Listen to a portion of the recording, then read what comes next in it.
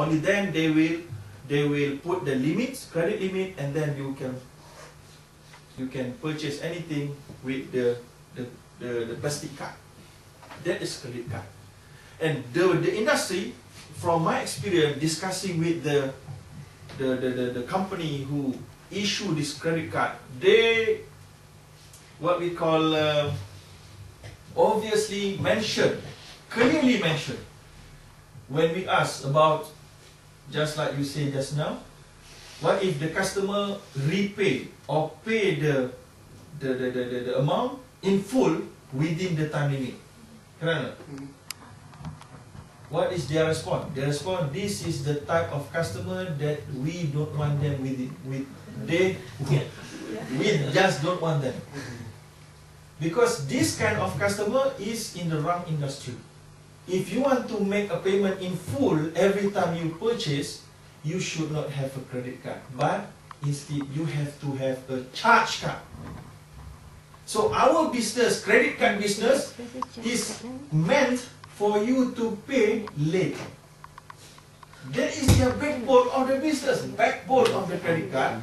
Because of that reason, they are saying to you, you only have to pay 1% or 2% or 3% of the purchasing amount every month. Correct? That is to attract you to make a payment later, because they want to take advantage on your accumulated amount. That is their backbone of the business. Because of that reason, OIC International Faith Academy discussed this issue of credit card twice. First, they say if you pay in full before you being imposed the interest amount, it is permissible. But later on, they rediscuss. They say, no. Even though you are paying in full, it is still impermissible. Why? Because of when you're utilizing the card for any purchase, the seller will have to give 1 to 3% commission to the card issuer. Every time you purchase, you are helping the bad industry. You are helping. Allah say, وَلَا تَعَاوَنُوا عَلَى الْإِثْمِ وَالْعُدْوَانِ. So you see? So you already know the credit card industry is a very bad and unhealthy business.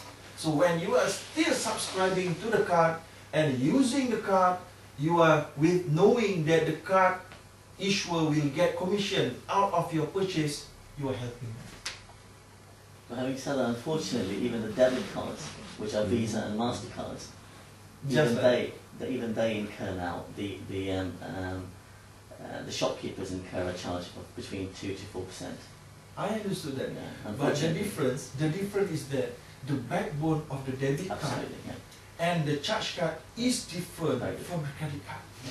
So that's why some Sharia scholars say we can be a little bit lenient for charge card, because the backbone of the industry is you pay in full.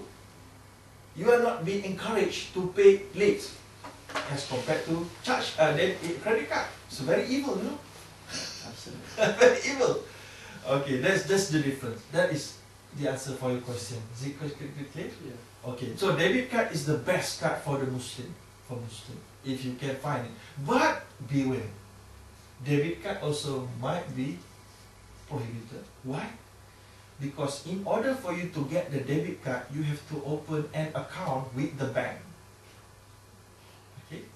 If the bank is a conventional bank and the account is non-Islamic account, so you might also involve in the ribawi and haram transaction. Why?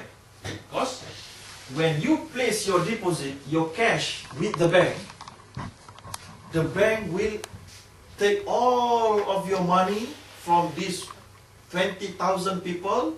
They will pool it in one fund and they will give it loan to the other parties with interest. So who provide the cash?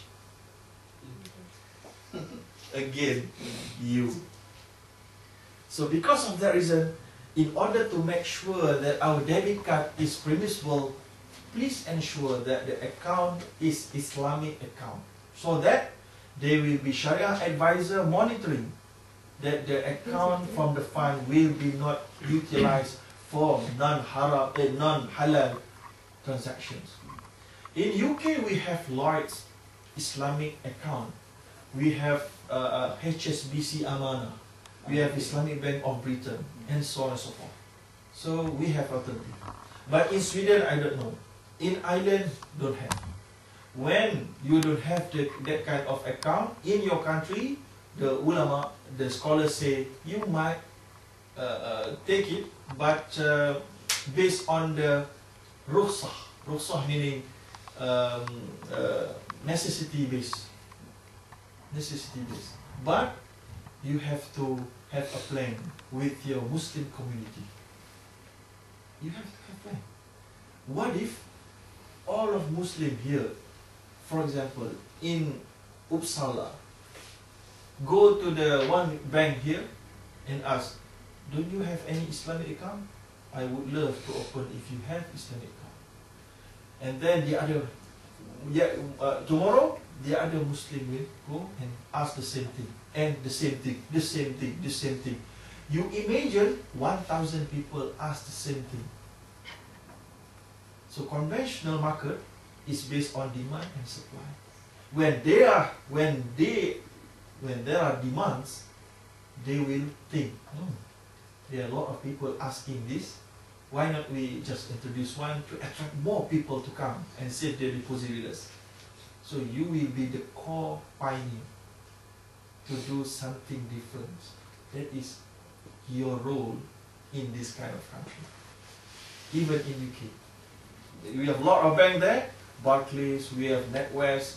I ask all of the Muslim students, Muslim workers, why don't you ask? You know already actually, there is no Islamic account. Why don't you just ask? Let people know what you want. That is demand. Because if you see, you read, no, just left the bank. Nobody know your demand. Okay? Is it correct?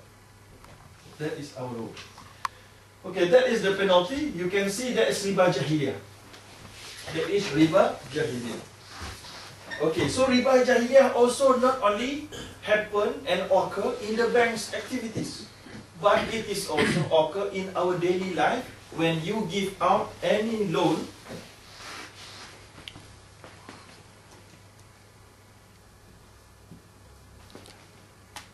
Okay. When you give out any loan to your friends and your friends happen to be unable to repay at the agreed time, and you charge anything above that, it is riba. Okay. And also, do you have any fine here? Fine, meaning fine because of parking, because of speeding. Okay. In Malaysia, we have fine, speedy fine, and so on. And if you fail to pay on time, the fine will be increased. That is riba jahiliyah as well. Okay? So as a Muslim, you have to stick with the fine. Okay, you have to pay on time. And what about if you borrow a book? You borrow a book from a library and you fail to return it on time, you will be fined. Is it permissible or not, that kind of fine? Okay. Based on the theory, it is riba. But it depends on the library. If the library is a public library, riba money can be channeled to the public benefits. To charities. Charity. So public, so they take riba, no problem, because riba will go to the library go to the public. Okay. But if the private library, that's different. Okay? Alright, so that is riba jahiliyah. And then riba buyuk. Riba buyuk is a little bit complicated. You have to understand 6 items which are being mentioned by the prophets. The prophets say, Al-dhahabu bil-dhahabi. Number 1, when you want to exchange gold to gold. Number 2, fiddah bil-fiddah. silver to silver, bur bil bur, wheat with wheat, sha'ir the sha'ir, barley to barley, salt to salt, okay, tamar to tamar, dates to dates. You must acquire, you must ensure two regulation, two rules. If you want to exchange these two with the same kind, you have to ensure same weight and at the same time. For example, I want to trade in my wife jewelries, gold jewelries. You go to a shop, okay, this is the gold jewelries, how many grams? 20 grams. Okay, I want to have a new one, that one. That one is how many grams? 25 grams. Okay, I just pay the difference. That kind of transaction is haram, is prohibited from the Islamic perspective. Okay, because of what? You are exchanging gold 20 grams to 25 grams. It is not permissible. You have to exchange 20 grams to 20 grams only. But how can we make it permissible? The Prophet teach us to make it separately. You have to sell the 20 grams first, take the money, and then enter into a separate transaction, purchase 25 grams with another, with the money. That is how. You might ask, what is the difference? Because the outcome is the same. Okay? Even though the outcome might be seen the same, but it differs. It is different because when you already transacted the first contract, you are free to transact the another contract with the same shop or the other shop. Is it true? That is the first one. Okay. There are many and various reasons and wisdom behind the prohibition, and it's quite difficult to discuss here. But in short, we can say that is how the Prophet discouraged all Muslims to speculate with the necessity things, just like gold, silver, currencies, and so on and so forth. That's how scholars derive that the rulings that speculation in currencies are haram and prohibited. For example, you are purchasing US dollar, and you are speculating that the dollar amount, dollar value will be increased so that you will be able to sell it and to make profit out of the differences on the currency exchange. Is it true? That is prohibited in Islam. Because currency is not meant to be purchased for itself, but currency is a medium of exchange only. Now you cannot purchase currency for the currency, except that is the not the currency for circulated currency. That is special currency because of the occasion. That is something else. But the normal currency, you cannot purchase it because you want to make profit out of the differences in the currency exchange. Just like George Soros do, okay, to Malaysian economy. They purchase a lot of Malaysian ringgit, so the demand for Malaysian ringgit is up. So the value of the ringgit is power, good.